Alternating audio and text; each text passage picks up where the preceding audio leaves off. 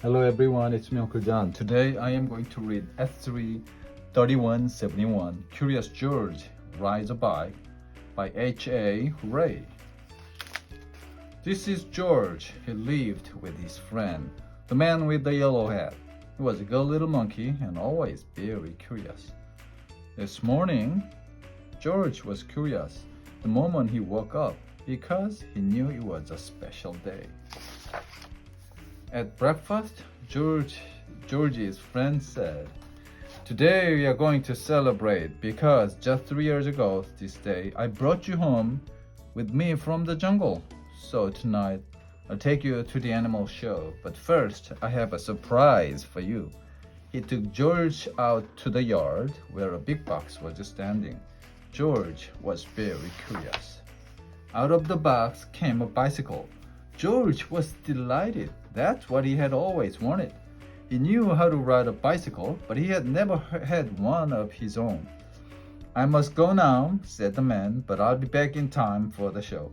Be careful with the new bike and keep close to the house while I'm gone."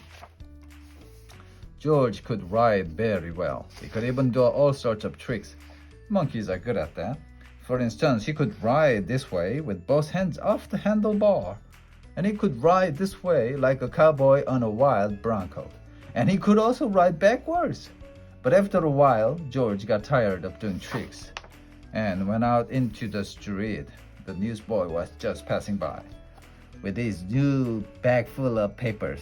"It's a fine bag you have there," he said to George. "How would you like to help me deliver the papers?" He handed George the bag and told him to do one side of the street first and then turn back and do the other side. George was very proud as he rode off with his bag. He started to deliver the papers on one side of the street, as he had been told.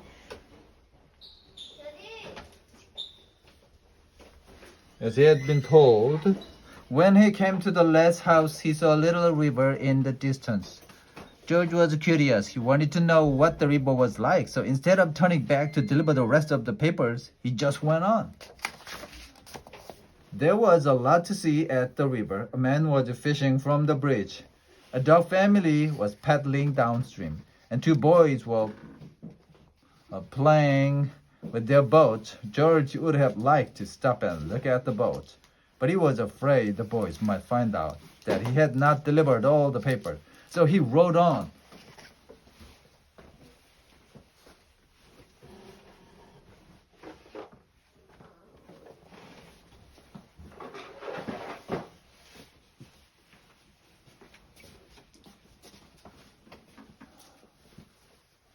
A man was fishing from the bridge. A dog family was paddling downstream, and two boys were playing with their boats. George would have liked to stop and look at the boat, but he was afraid the boys might find out if he had not delivered all the papers, so he rode on. While riding along, George kept thinking of boat all the time. It would be such fun to have a boat, but how could he get one? He thought, and then he had an idea. He got off the bicycle, took a newspaper out of the bag, and began to fold it. First, he folded down the corners like this. Then he folded both edges up, brought the ends together, and flattened it sideways. Then he turned one corner up, then the other one, again brought the ends together and flattened it sideways. Then gently he pulled the ends open, and there was his boat. Now the moment had come to launch the boat. Would it float? It sure did. So George decided to make some more boats. Finally, he had used up all the papers and had made so many boats that he could not count them. A whole fleet. Watching his fleet sailing down the river, George felt like an admiral. But watching his fleet, he forgot to watch where he was going. Suddenly there was a terrible jolt. The bicycle had hit a rock and George flew off the seat, head first. Luckily, George was not hurt, but the front wheel of the bicycle was all out of shape and the tire was blown out. Oh dear. George tried to ride the bicycle, but of course he wouldn't go. So he started carrying it, but it soon got too heavy. George did not know what to do. His new bike was spoiled. The newspapers were gone. He wished he had listened to his friend and kept close to the house. Now he just stood there and cried. Suddenly his face brightened. Why? He had forgotten that he could ride on one wheel. He tried it and it worked. He had hardly started out again when he saw something he had never seen before. Rolling toward him came an enormous tractor with huge trailers behind it. Looking out of the trailers were all sorts of animals. To George, it looked like a zoo on wheels. The tractor stopped and two men jumped out. Well, well, said one of the men, a little monkey who can ride a bike. Brown confession, we can use you in our animal show tonight. I'm the director of the show and this is Bob. You can straighten your wheel and fix that flat in no time and then we'll take you along to the place where the show is going to be. So the three of them got into the cab and drove off. Maybe you could play a fanfare while you ride your bike in the show, the director said. I have a bugle for you ready, and later on you'll get a green coat and a cap just like Bob's. On the show grounds, everybody was busy getting things ready for the show. I must do some work now, said the director. Meanwhile, you may have a look around and get acquainted with all the animals, but you must not feed them, especially the ostrich, because he will eat anything and might get very sick afterwards. George was curious. Would the ostrich really eat anything? He wouldn't eat a bugle, would he? George went a little closer to the cage, and before he knew it, the ostrich had snatched the bugle and tried to swallow it. But a bugle is hard to swallow, even for an ostrich. It got stuck in his throat. Funny sounds came out of the bugle as the ostrich was struggling with it, all blue in the face. George was frightened. Fortunately, the man had heard the noise. They came rushing to the cage and got the bugle out of the ostrich's throat just in time. The director was very angry with George. We cannot use little monkeys who don't do as they are told, he said. Of course you cannot take part in the show now. We will have to send you home. George had to sit on a bench all by himself and nobody even looked at him. He was terribly sorry for what he had done, but now it was too late. He had spoiled everything. Meanwhile, the ostrich, always hungry, had got hold of a string dangling near his cage. It just happened to be the string which held the door to the cage of the baby bear. As the ostrich nibbled at it, the door opened and the baby bear got out.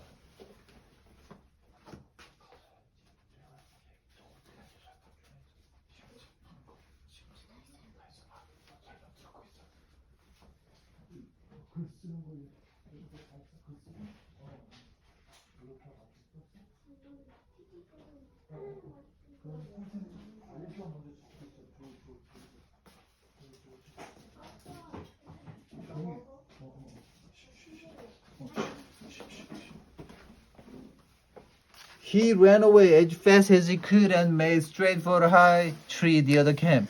Nobody had seen it but George, and George was not supposed to leave his pants. But this was an emergency, so he jumped up, grabbed the bugle, and blew as hard as he could. Then he rushed to his bicycle.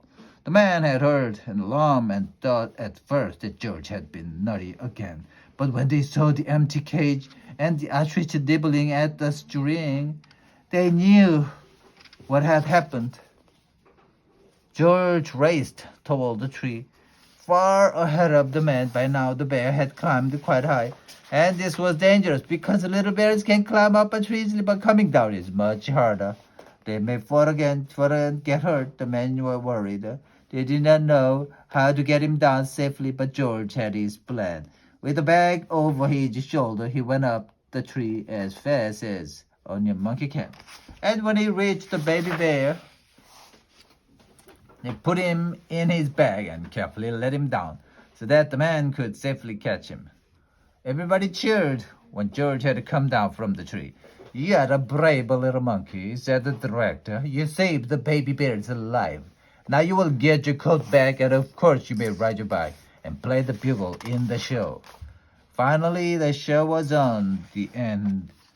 The whole town had come to see it, and how surprised they were to discover George on his bike right in the middle of it. The newsboy was there too, and also the man with the yellow hat, who had been looking for George everywhere, and was happy to have found him at last. The newsboy was glad to have his back again, and the people from the other side of the street, whose paper George had made into boat, were not angry with him any more.